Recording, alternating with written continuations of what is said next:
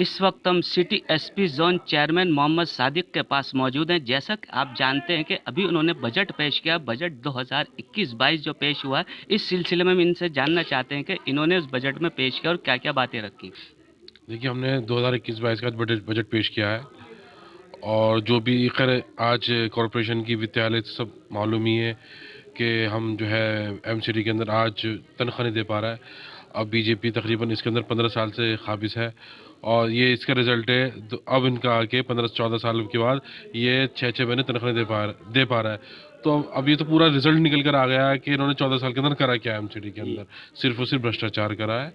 कोई इन्होंने जो है एमसीडी के अंदर जहाँ से राजस्व प्राप्त हो सकता है, उस पे किसी भी नीति पे इन्होंने काम नहीं करा।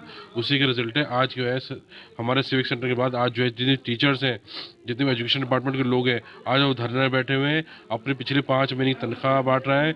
जिन्होंने कोरोना काल के अंदर राशन बाँटा, सैनिटाइजेशन कराया और डिपार्टमेंट के साथ कंधे से कंधा मिला के रहे, आज उन्हें तनख्वाह के लिए, अपनी मांगों के लिए आज धरने में बैठना पड़ रहा है। अच्छा, आपने जो बजट में रखा है, तो क्या कोई ख़ास उपलब्धि या कोई ऐसी बात? नहीं, मैंने जहाँ से हमें राजस्व प्राप्त हो सकता है उन बातों को रखा। जैसे? जैसे कि हाउस टैक्स डिपार्टमेंट के अंदर ये इनकी बहुत कमियां हैं अभी। और कमियां क्या है कि उन्होंने आज तक इस पे लगता कभी काम ही नहीं करा। और लाइसेंसिंग डिपार्टमेंट है, हेल्थ डिपार्टमेंट है, वेटरनरी डिपार्टमेंट है, बिल्डिंग डिपार्टमेंट में, हर डिपार्टमेंट में हर अभी जो है बहुत कुछ वर्किंग करनी बाकी है। जो पता नहीं उन्होंने 14 साल के अंदर ये वर्किंग क्यों नहीं करी। लेकिन अभी जो कुछ जैसे वो पार्किंग होती है, पार्किंग के बजाय लेतन लेने के कुछ माफ़ कर दिया इन्होंने, ऐसा?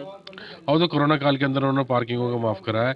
लेकिन जितनी भी यहाँ मेरे जोन के अंदर 28 जो है ऑथराइज पार्किंग है, लेकिन सभी पार्किंगों के अंदर नियमों का उल्लंघन किया जा रहा है। लेकिन यहाँ जोन की तरफ से, डिपार्टमेंट की तरफ से कोई उनके खिलाफ कार्रवाई नहीं हो रही। और कार्रवाई नहीं हो रही तो इसका मतलब यह है कि कहीं ना कहीं जो है दाल में काला है। जितने भी इंस्पेक्टर हैं, मैंने उनसे मीटिंग भी ली थी, आज तक उन्होंने कोई उनके चालान नहीं काटे। अगर कोई पार्किंग वाला अपने कार्रवाई मतलब पार्किंग की जो रूल्स एंड रेगुलेशन पूरा नहीं करता, उसके खिलाफ कार्रवाई होनी चाहिए। डिपार्टमेंट की तरफ से क्यों होने रही?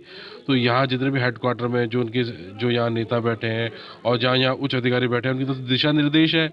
मतलब उनकी अपनी सेटिंग है, निगम को राजस्व प्राप्त हो या ना हो, उनके अपने घर चलने अच्छा, चाहिए। एक ऐसा है लघु उद्योग जो छोटा कार्य जिसको बोलते हैं, कारखाना होता है, नीचे बैठे हैं, ऊपर आदमी करते हैं, लेकिन ऐसा सुना है कि उसमें भी सीलिंग करी जा रही है। कोरोना की वजह से लोग वैसे ही परेशान हैं और उनको नोटिस देते हैं सीलिंग कर दे, या कहते हैं अपनी मशीन जो कि लिफाफे वाले, लिफाफे में तो डस्ट नहीं होता, और जो ऐसे थे उन लोगों को यहाँ से जा चुके हैं वो। मैं जिस दिन मुझे पता चला कि इन जो लघु उद्योग के लाइसेंस कैंसिल हुए हैं, तो उसी दिन मैंने अपने डीसी के सामने एक बार और कमिश्नर के सामने एक बात रखी थी कि आप ही किस तरह का है, हर 6 महीने के अंदर आप सर्वे लिया तो और लाइसेंस मतलब सर्वे के नाम पे आप अपनी अंधाधुंध जो है अपनी जो कारखाने चल रहा है उनसे आप जो है अपना महीना बांधते हो। और उसी तरह उन्होंने ट्रेड जो लघु उद्योग थे उनको सबको कैंसिल कर दिया और तकरीबन जो है उनको खाली करा के एफिडेविट बना के उन्होंने डिपार्टमेंट लगा भी दी है। मैं तो कहता हूँ अगर अगर नहीं मैं तो कहता हूँ एक डिसीजन लो। अगर आपको इन लघु उद्योग को दिल्ली के अंदर रखना है तो फाइनल करो, नहीं रखना तो फाइनल करो। अब जो लोग हैं वो इसमें मतलब हमेशा तलवार लटकी रहती है उनके ऊपर कि वो अपना काम करें या ना करें, करें तो कैसे करें, क्योंकि हर महीने जो इनके इंस्पेक्टर ने आके परेशान करते हैं। एक ऐसी पॉलिसी लानी चाहिए जिसके अंदर डिपार्टमेंट का फ़ायदा हो, जो लोग यहाँ काम कर रहे हैं उनका भी फ़ायदा हो, दोनों को बैलेंस लेके चलना चाहिए। लेकिन यहाँ ऐसा होता नहीं, किसी को वो तो अपना फ़ायदा सोचते हैं और सामने वाला जाए भाड़ में, ना अपना अपनी फ़िक्र है, सामने वाली फ़िक्र नहीं है।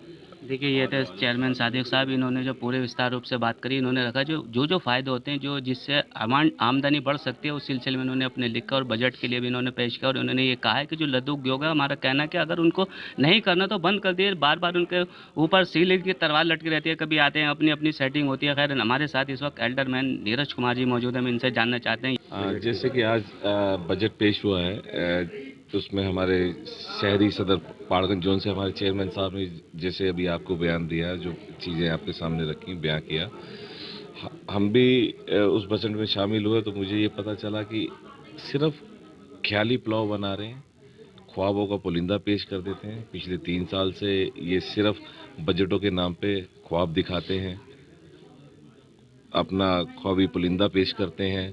कोई इनकी किसी भी योजना का सर पैर नहीं है। पिछले बजटों में जो बात कही गई है, 3 बजटों में, वो आज तक पूरी नहीं हुई है। जो पैसा उसमें रखा गया है, उन पैसे का कोई हिसाब किताब नहीं देते हैं।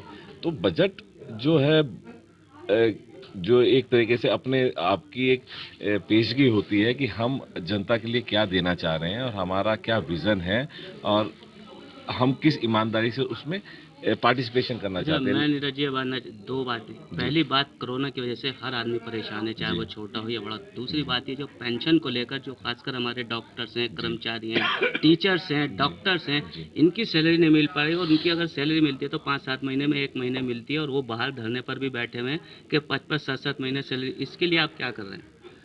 देखिए, हम तो सिर्फ आवाज़ उठा सकते हैं जी। अब हम तो विपक्ष में हैं। पिछले 15 साल से सत्ताधारी बीजेपी है, जिसका ये रिजल्ट है, उसने इस एमसीडी को इतना नोच खाया है कि अब यहाँ पे हालत उस तरीके से पहुंच गई है कि जो ईमानदारी से अपने कर्तव्य को जो कर्मचारी निभा रहा है, जो अपने जीवन का 20 साल 30 साल लगा चुका है, उनको ये पेंशन नहीं दे रहे हैं। जो ईमानदारी से लोग यहाँ काम कर रहे हैं, उनको ये तनख्वाह नहीं दे पा रहे हैं। आप समझिए कि एक जो ये ऑटोनोमस बॉडी आती है, ये स्वतः एक सरकारी संस्थान है।